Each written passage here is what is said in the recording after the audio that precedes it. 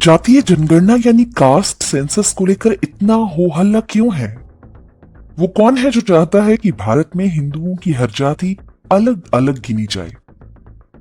जिस नेहरू गांधी परिवार ने देश के स्वतंत्र होते ही जातीय जनगणना बंद करवा दी थी, उसी का शहजादा क्यों दावा कर रहा है कि जातियों की गिनती होते ही देश की सारी समस्याएं चुटकियों में खत्म हो जाएंगी? पारसी पिता और परदेसी कैथोलिक ईसाई मां का पुत्र होकर भी स्वयं को दत्तात्रेय गोत्र का जनेऊधारी ब्राह्मण बताने वाले राहुल गांधी के मन में हिंदू जातियों के प्रति इस प्रेम का वास्तविक कारण हम सभी को पता होना चाहिए। सबसे पहले आपको समझना होगा कि जातीय जनगणना क्या होती है। वास्तव में ये वही जनगणना है जो भारत में हर 10 वर्ष पर होती है। केवल एक अतिरिक्त प्रश्न जोड़ दिया जाता है, आपकी जाति क्या है।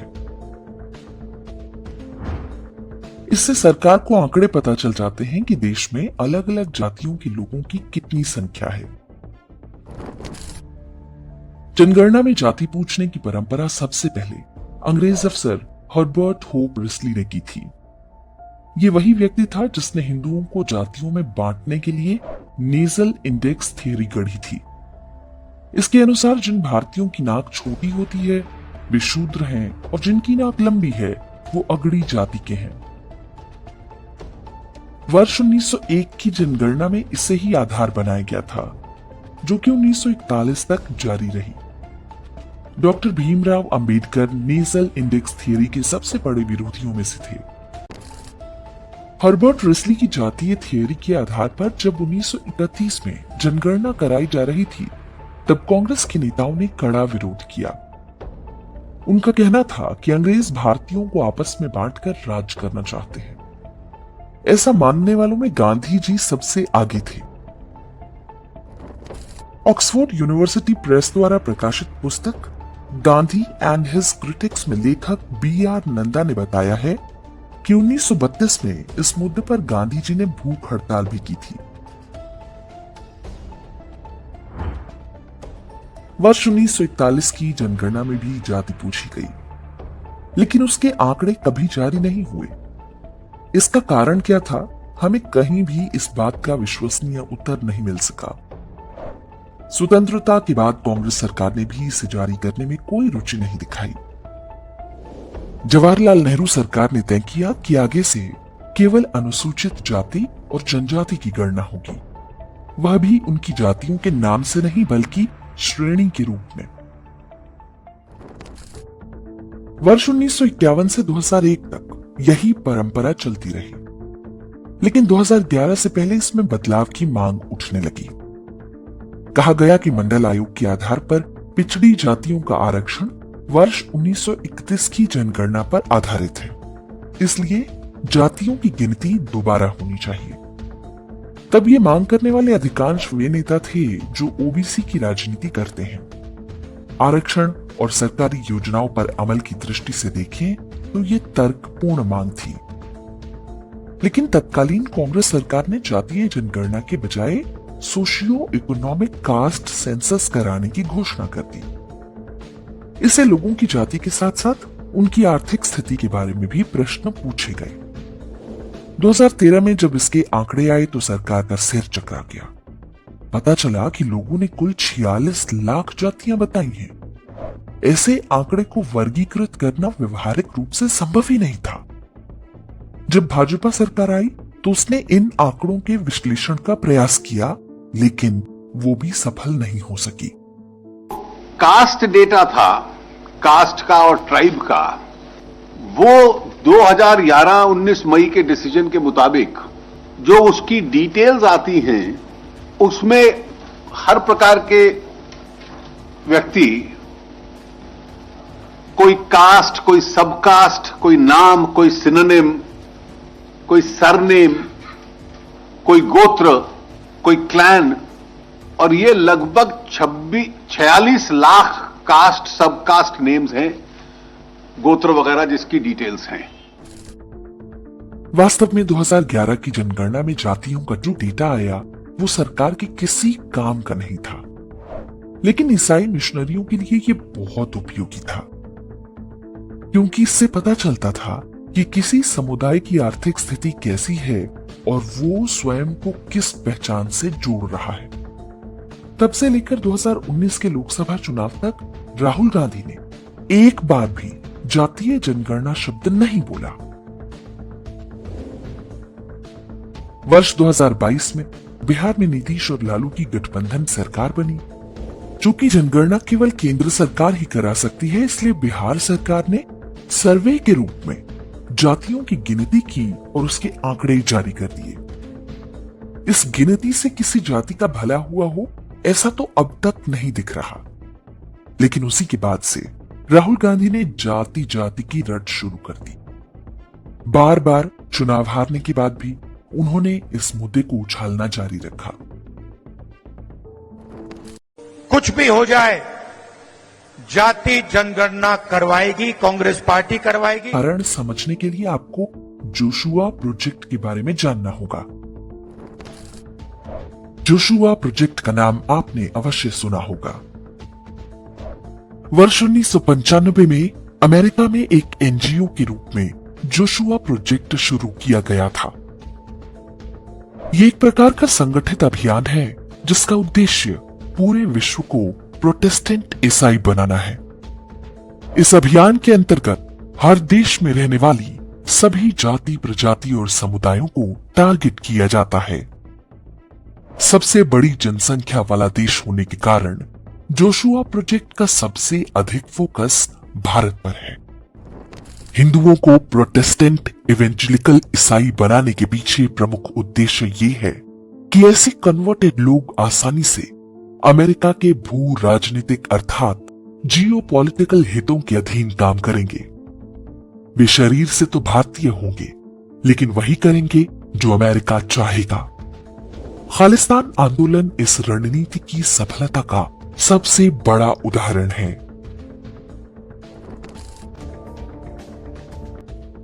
जोशुआ प्रोजेक्ट की वेबसाइट पर आपको भारत की हर जाति से संबंधित पूरा डेटा मिलेगा।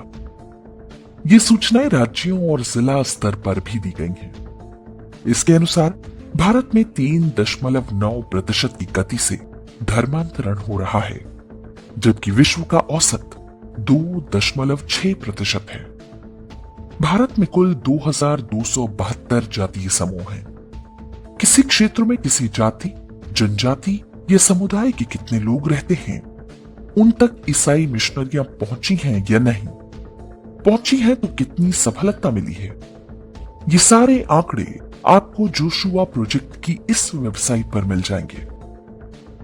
एक एक व्यक्ति के हिसाब से सूचनाएं, ताकि किसी गांव या मोहल्ले में रहने वालों के हिसाब से अलग अलग रणनीति बनाकर धर्मांतरण कराया जा सके।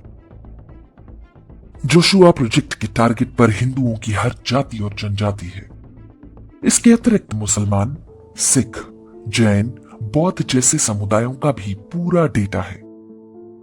लगभग 100 प्रकार के ब्राह्मणों की एक एक डिटेल यहां पर आपको मिल जाएगी। प्रश्न उठता है कि अमेरिका से चल रही एक संस्था के पास भारत के एक एक जिले में हर जाति और समुदाय का इतना सटीक आंकड़ा कैसे आया।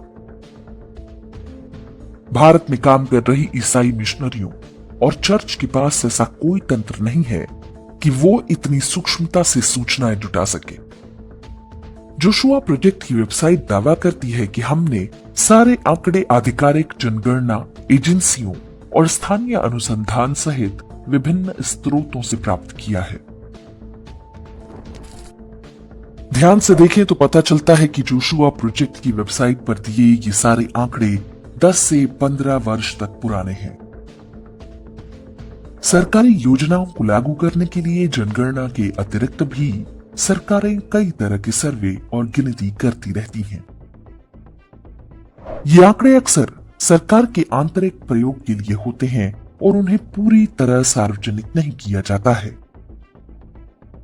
जोशुआ प्रोजेक्ट के आंकड़ों को देखकर ऐसा लगता है कि ये किसी और से नहीं बल्कि सरकारी एजेंसियों से ही मिले हैं। लेकिन 2014-15 के बाद से जोशुआ प्रोजेक्ट को केंद्र सरकार से ये डेटा मिलना बंद हो गया है। प्रश्न उठता है कि इससे पहले उन्हें सरकारी खर्च पर होने वाली गणनाओं के आंकड़े कौन दे रहा था?